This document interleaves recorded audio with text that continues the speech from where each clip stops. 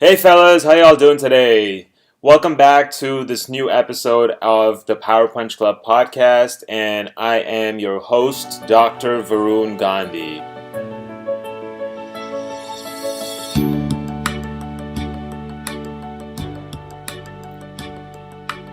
So this podcast is for students, more specifically students in Asia and Africa who are applying to the top universities in America and Canada, England, Germany, Netherlands, Australia, all over the world. If you guys are applying to these top universities, then this podcast is for you. This podcast will cover topics related to your application. So we'll talk about your resume, your statement of purpose, your letter of recommendations. We'll break it down into how these three also affect the outcome of your admissions. We'll talk about job profiles of the hot careers and industries and related to profiles of different universities and the degrees that they offer. We'll also interview fellow students, the same students who are currently attending the universities that you want to apply to. So today, we're going to talk about GRE scores, and specifically low GRE scores. So if you have a GRE score, for example, of around 290 and an AWA score of 3.5, the question here I get a lot is this score enough to apply to master's degrees pretty much anywhere in the world? But let's talk about in the US specifically. Man, I'm going to repeat this again. You guys place way too much of an emphasis on your GRE score. I already talked about how you guys spend so much time studying, 6 months to a year, which is way too long. So let's go back to this question. So this question is about low GRE scores. We're talking about the other end of the spectrum. The question is, say for example, you have a 290 on the GRE or even lower, or anywhere below 300, I'd say. And you have a 3.5 or lower in your AWA. 4 is good. 3.5 and lower. 4 and lower is not good. So should you still apply to master's programs in the US? Let's say you have decent grades from a good university in India, and now you have these GRE scores, decent job experience, decent work experience. Maybe not, you don't have job experience, you're going directly from undergraduate to master's, but you have project experience. So actually there are two questions here. Should I still apply to master's programs in the US, and are there any universities that would accept me as a student? So let's tackle the second question first. Are there any universities? Yes. There always are universities that want to take you. Why? Because they want your money. But guess what kind of universities they are? They're tier 3, tier 4 universities, something that you find in like a local community college. That's what they are. They're kind of like that level. They're a 4-year program. They're not a 2-year program, but the level it's just very local. That city itself will recognize that program.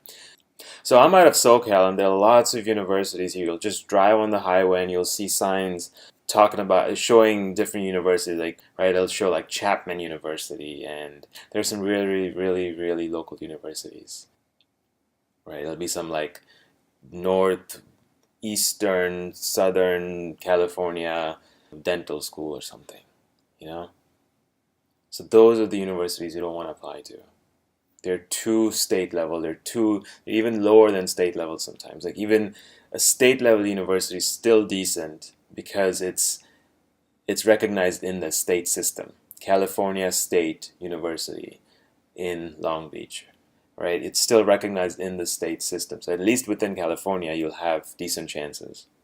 But now we're talking about something that's even lower than that, even local, more local. So it's just like not even a county, not even a county. It's a city, small population, and it's a university for them, for the locals who live there and who are probably going to die there too. So you don't want to apply there. Why? There are those universities that will take you, but you don't want to apply there. And this is the reason. No one's going to tell you this. University admissions counselors in India, they're not going to tell you this. They want to make their money because you trust them. They're going to send you into a university without any promises. They're not saying that, oh, once you graduate from this university, you're guaranteed a job. No, they're not saying that. So they don't know much about the job situation in the first place. So now I'm going to run through a scenario. If you do apply, if you have that GRE score and AWA score. And if you do end up applying, this is what the situation you would face here. Okay? So at this point you say, yes, I'm going to apply. Let's see what happens. And now you'll go and search for universities.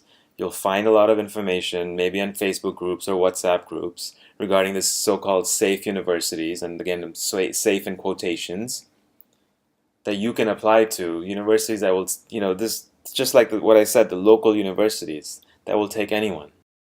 Just because you're paying them money, they're going to take you. You can secure a loan, they'll take you. That's all they need.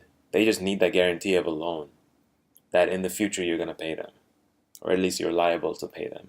So now guess what? You'll go out and take a loan, $30,000 over 2 years, maybe. That's on the lower end. It could be higher, maybe $50,000 your international, $40,000, $60,000, I don't know, a large amount. So then you'll get your visa and you'll be on your way here to the US and to the university. And on the first day of campus, you'll start attending all the classes, and you'll feel like you're doing something. You're here in America. You're cherishing this moment. You're loving all of this. Like you finally made it to this land of the free. You finally made it into US. This is what you've dreamed of for so long. Now you're here, and you're so ecstatic. You're so much in joy. And then you start attending these classes, and then you realize, oh my God, what have I gotten myself into after 3 weeks? I took these classes in undergraduate in India or in Africa, and here they're taking it in grad school? So you'll ask yourself, what am I doing here? What are you doing there? These are classes that you've already taken, so it could fall under 3 categories. You feel like you don't have a challenge, and you could just steamroll through these classes. You could actually teach these classes because you've taken them maybe back home, and you don't feel comfortable on campus. You don't feel comfortable in that in the city you live in. Maybe the campus of the university might be okay, but the city you live in, you might not be comfortable in it. Those are signs that you'll see that this is not where I'm supposed to be, and you'll start asking the question, what am I doing here? Well, now you don't have any options.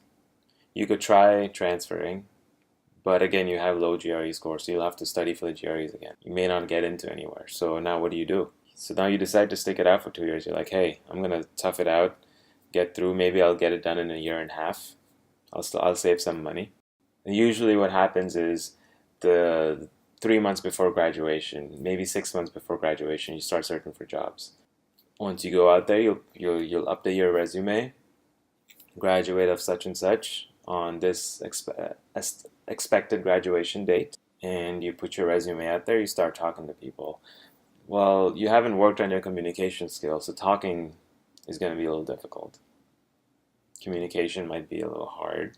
You can't get your point across. You may not be, you're charming, but they see the degree, they see the university that you're going to, and it's the local school here, so they're not too keen on it because they usually hire from California State University, or maybe even UC Berkeley's, the University of California system.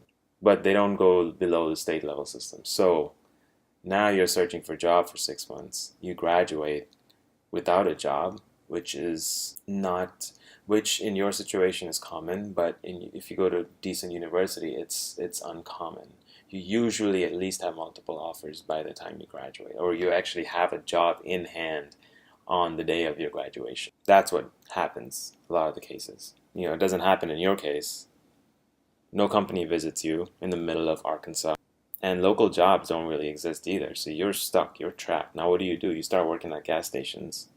Well, you have to, right? Because you're down $40,000, and you don't have a job that you expected to have by the time you graduate so you can pay off your loans. So what do? Do you just pack up, go back home, work it out at home, and try to pay off? Or do you retake the GREs now?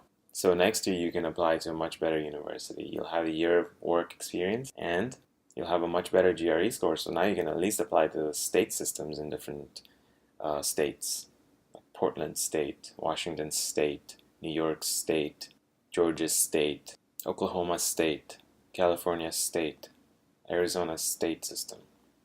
So now start applying to state systems at least. That's the mid-level universities. Those are the at least the solid ones in that area. So you'll live in that city for the next 10 years. So yes, there are universities, but they're not worth it. Until you can get into a state system, it's not worth it. At least the state system. Thank you, fellas, for listening to this episode. We really, really enjoy speaking with everyone, and we really enjoy your comments. So keep them coming. Keep asking your questions. They're amazing. Again, you can find us on our website, powerpunchclub.com. This podcast is also available for download on powerpunchclub.com/podcast. You'll soon find us on iTunes. We're also really active on Quora, so definitely check out our channel, Power Punch Club, and on our Facebook page, Power Punch Club as well.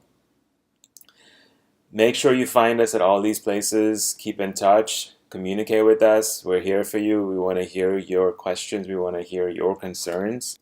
So definitely hit us up. All right, guys. It was great talking to y'all, and you'll hear from me soon again.